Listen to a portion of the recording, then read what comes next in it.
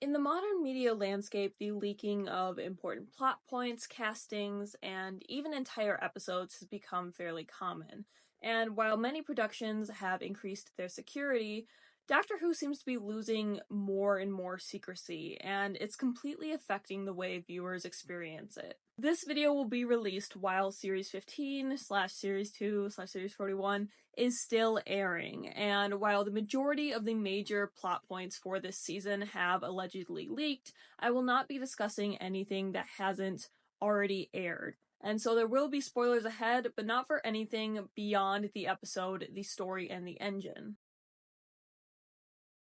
For quick definitions, spoilers are generally understood to be information or reveals that take away the surprise or sort of spoil the unknown for someone. Leaks, however, are spoilers for things that haven't been officially released yet and are almost always coming from someone who is breaking contract or someone who has insider information or access to unreleased material. While spoilers are more of just a jerk move, especially if something just came out, leaks have a much bigger impact and can even lead to legal consequences. Since it came back in 2005, Doctor Who has been no stranger to leaks.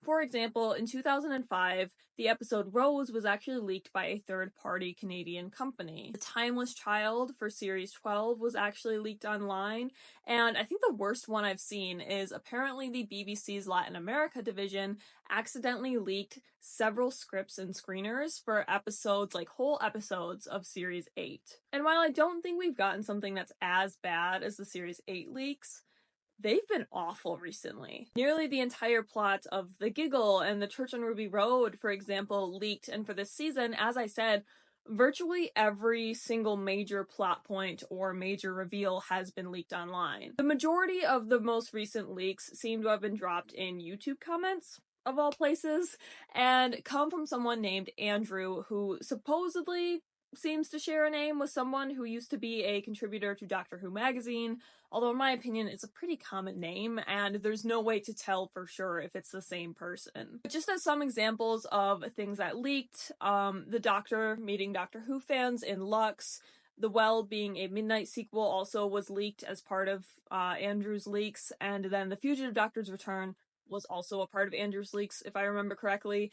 And based on those leaks being correct, there's a very, very high chance that the rest of Andrew's comments are going to be accurate. Other things that ended up becoming true from the leaks was Mrs. Flood being the Ronnie and by regenerating, Omega's return, Susan's return, Witch World starting with a flashback of the Ronnie on horseback, which is so specific. So yeah, there's a long history of leaks, but here's the thing, and I've been a Doctor Who fan since 2013, for what it's worth, but I never once heard about the Series 8 leak. Never. I literally did not know that happened until I was doing research for this video. I also had no idea that the Timeless Child arc leaked until after Series 12 was done. And I just feel like every time I talk about leaks, somebody brings up something that leaked before that I just had no idea happened. And what I'm getting at is, it feels like the entire landscape of spoilers and leaks culture has completely changed since the start of the 2020s. If you participate in the Doctor Who fandom more than just being a general fan, it is really starting to feel like leaks are everywhere, and it's getting to the point where they're almost entirely unavoidable. I do want to say, though, that there are some places where people are doing a great job of keeping discussion of leaks to dedicated forums. Gallifrey Basin Reddit, for example. The Doctor Who Discord server has a dedicated channel to it. By the way, shout out to everybody in there because I have been bothering them with questions for several days. Hi. But in a lot of places like YouTube, like Twitter, like Facebook, people are extremely lax with the way that they discuss leaks and future spoilers.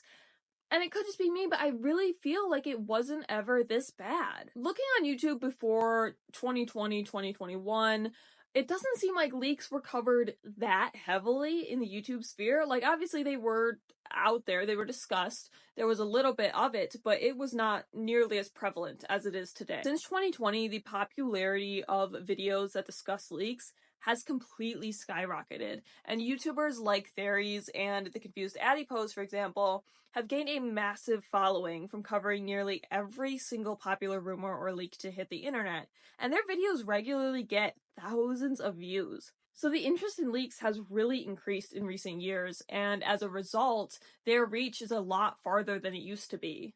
Likewise, in fandom circles, it's very common these days for people to talk about leaks very openly. I've seen people tweet what they are with absolutely no warning or utilization of tools that might shield them from people who don't want to see them.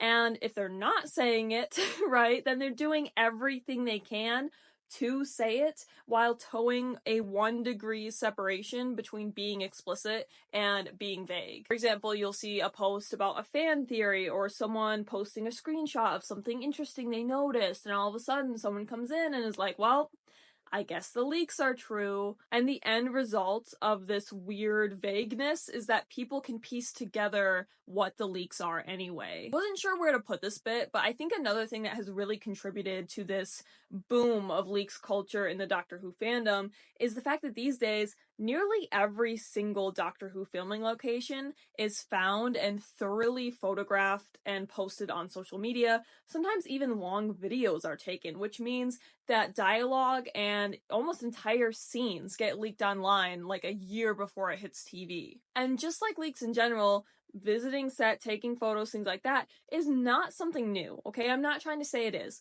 but it does feel like we have just crazy access that we didn't have before.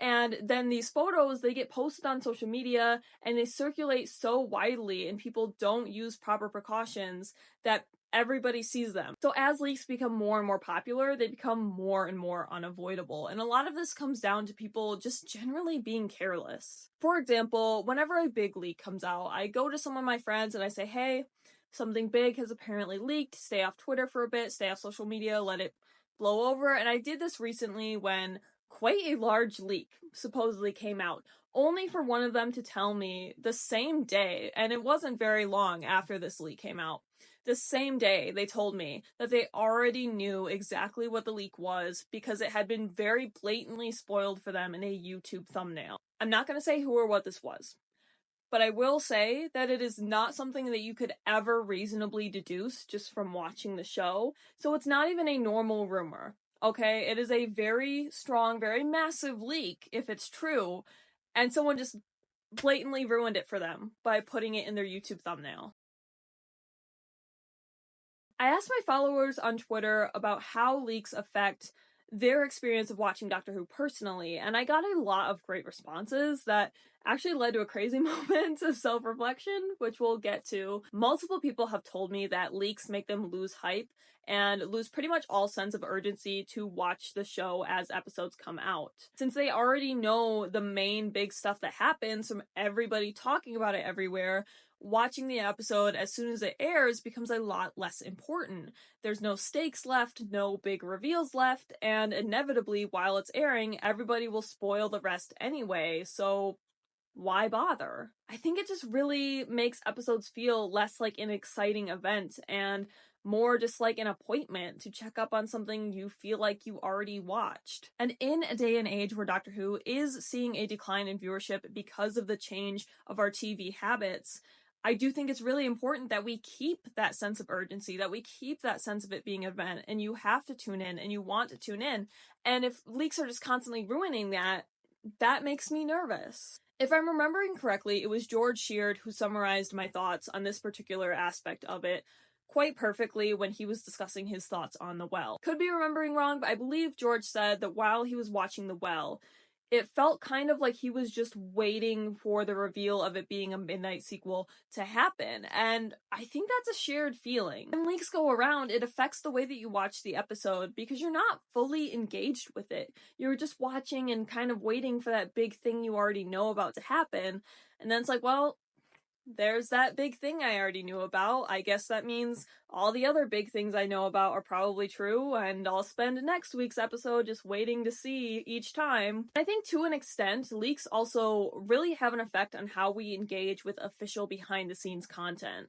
The RTD2 crew are noticeably a lot more open than the Chris Chibnall years were, and that's made a lot of people happy because people really like all of the tidbits and behind the scenes information we get in Doctor Who magazine, in interviews, etc. And while I don't personally do this, I see a lot of people having a great time, right? Trying to piece things together about what might happen in an episode, or even production schedules based off the little tidbits of official information that we get. But I also do see a lot of people post these things purely to talk about how it supposedly confirms a leak, and vice versa. When a leak comes out, people go back and scan all the behind the scenes information we got purely just to see if that leak could be true. And I don't know, from the outside looking in, this just seems a lot less fun to me. Like, instead of organically piecing things together or having a fun time making theories with your friend, you're just focused on confirming something you've already been told. People also told me that knowing leaks beforehand makes you go into an episode with preformed opinions that are really hard to shake. And this is just how the brain works, right? You can say time and time again that you're just gonna wait and see how a leak plays out before you form an opinion, but listen, there's always going to be like a little gremlin, a little elf in the back of your head that is forming opinions and thoughts and worries about something that you've learned, just because that's their job.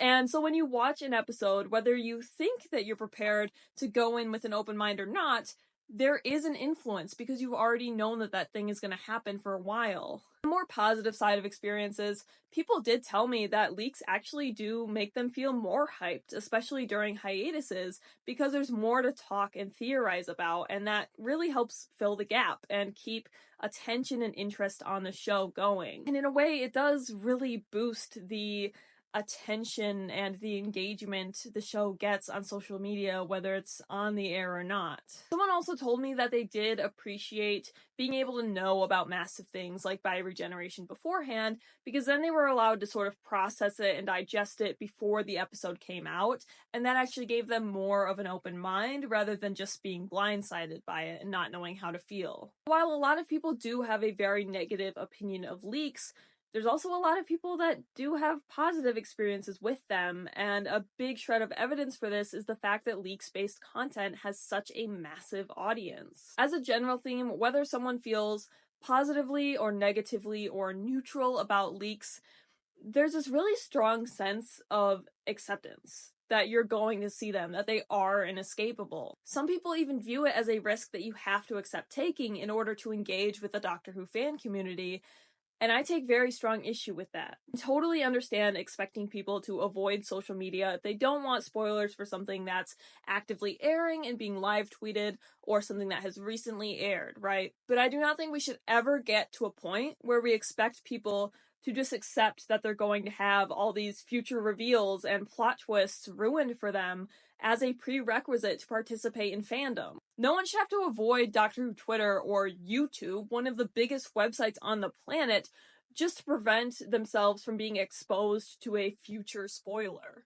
Altogether, it's undeniable that leaks and leaks culture is having a big impact on how people watch and engage with Doctor Who, and it's becoming increasingly difficult to avoid them. The level of inevitability people feel towards leaks is insane to me, because I have felt that level of inevitability with spoilers in general for a completely different reason. As an American, before recent years, I didn't have a way to watch Doctor Who live in time with everybody else, and if I had BBC America, which I didn't, the episodes came out hours after they had already been aired in the UK. So back then, I understood, right, that if I go on social media, I'm going to see spoilers. And so I actually got to this point where I really embraced them. In fact, in the past, I actually used to refresh social media just to vicariously watch the episodes live through everybody's live tweets. It was a way of taking control, a way of embracing the spoilers and saying, hey,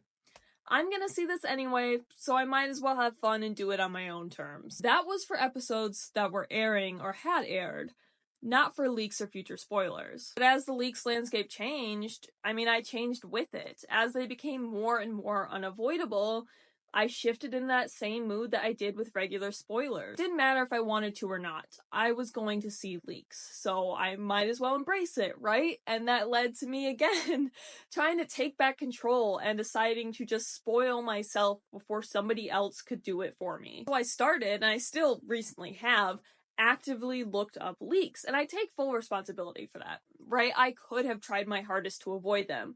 But again, there is just such a strong sense of inevitability because of how many are out there and how popular it is to talk about them so openly, like they're common knowledge. So for a couple years now, I haven't really cared about leaks. I've read them, talked about them, shared them with people who asked. I hate them now. I really hate them. You might be wondering, you might not be wondering what changed. Well, I think for the most part, I really just started to see more and more people express how disappointed and really how gutted they were that they had something ruined for them ahead of time because a leak became so widespread. And then, I went on Twitter and I asked people how it affected their viewing, digested that, soaked that all in, and then I was in the leaks channel of the main Doctor Who Discord server, just reading a lot of leaks talking about them, and I had read most of them before. There was one I had already read, and it was just the one thing out of so much that has leaked this season, and I just had all those responses and all of those things that I actually ended up really relating to that people were telling me. And it just kind of washed over me all of a sudden. And I realized with this one thing, like, yeah, I really wish, actually, that I didn't know about this. I really wish that this was something I could have experienced in real time without knowing about it beforehand. And I was just like, this is depressing. Like, this is depressing. And that is what led to my moment of self-reflection that changed everything. I recently made a 1K subscriber celebration video, and as part of this, I did a look back on my YouTube journey, which included watching some of my old Flux reviews.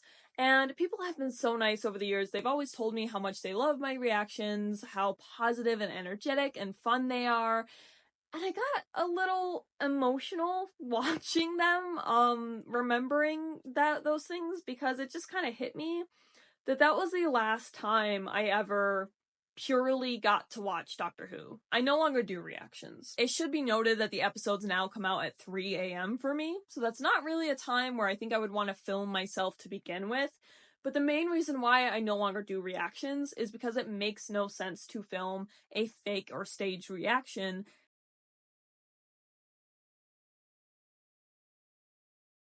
And my reactions to these episodes would be staged and would be faked because I do know a lot of the big twists beforehand. The best illustration of the point I'm trying to make here, I think, is the brief reaction clip that I did do for the giggle. For my Flux reviews, you can really tell how invested I was, how, energetic and raw and real my reactions were, because everything was new. It was exciting, it was still unexpected, but I already knew what was going to happen in the giggle, so even as something as massive as bi-regeneration didn't faze me. I was just waiting for it to happen, and honestly really dreading it because my brain had already formed a bias against it. That's something a lot of people are going through. Not everyone, obviously, but a lot of people are having that sense of excitement and that joy and that power of the unknown taken from them, even people who work really hard to shelter themselves from the leaks. It just seems sad to me, honestly. I mean, for me, it's too late for this season, right?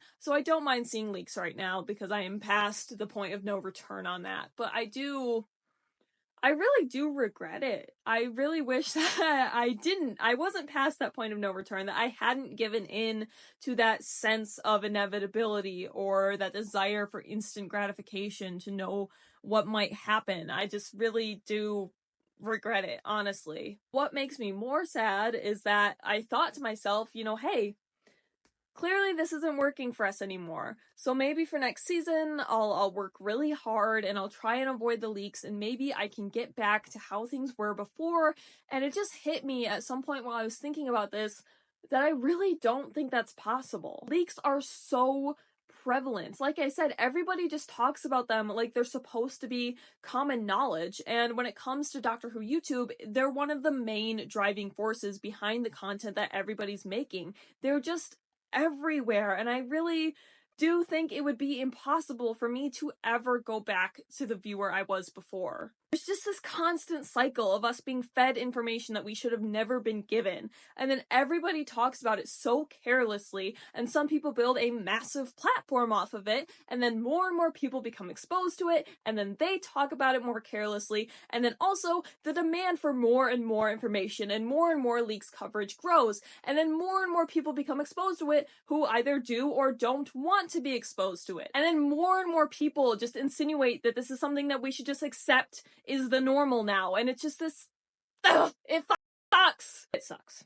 And I do really take issue with the way that some people handle and share leaks. There's multiple dedicated places to openly discuss leaks if you want to. Gallifrey Base, Reddit, the channel in the main Discord server that I mentioned, private messaging, crazy concept, I know. Or maybe you can keep your YouTube comments to videos that are already dedicated to discussing leaks. People seriously need to be a lot more thoughtful in how they talk about leaks. They even need to be a lot more thoughtful about what they're putting in their YouTube titles and thumbnail. I know for some it's like a job, okay, and you want as many viewers as you can get, but I think there's ways to draw people in without revealing everything and winding up spoiling it and ruining it for someone else. We have to bring back the proper decorum when we're talking about spoilers and leaks. And I do want to say shout out to the YouTube creators, shout out to the people who do discuss them properly and who do give people warnings and who do keep them in a more private sense so that they're not ruining the show for other people. And I do want to say, I guess one problem with me criticizing especially the YouTube sphere is that until the ball kind of gets rolling on a batch of leaks and we start feeling like, okay, this is true, this is gonna happen, I mean, to be fair, you don't really know. The YouTubers I mentioned earlier also cover a lot of rumors and leaks that wind up not being true. Even sometimes the real leaks get some details wrong. So I guess it is probably hard to tell when something is just a rumor or very unlikely versus when it might actually be real and you need to start considering hiding it from people. But as we're on a thread about what I would like to see done regarding leaks culture, there's not really much more I can say about the fan side of things. Obviously, being a fan, I have a bias towards the fan community. What I'm saying is I can understand why this all blew up, right? Firstly, instant gratification is something that is heavily demanded these days.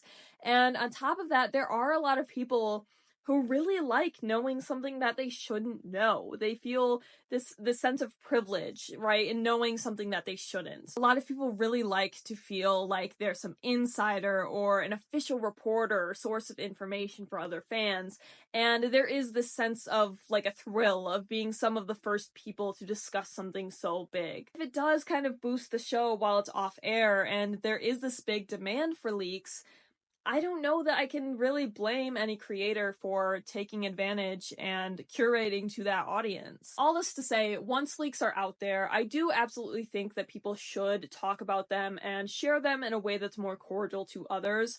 But I don't ever expect people to stop talking about them, right? I don't expect people to stop making YouTube videos about them. I do have problems with people who post very obviously about them, but I do not have ill will towards people who just normally talk about them or cover them in content, okay? My main negative feelings have to do with the fact that we have these leaks to talk about and share in the first place. It's really getting out of hand.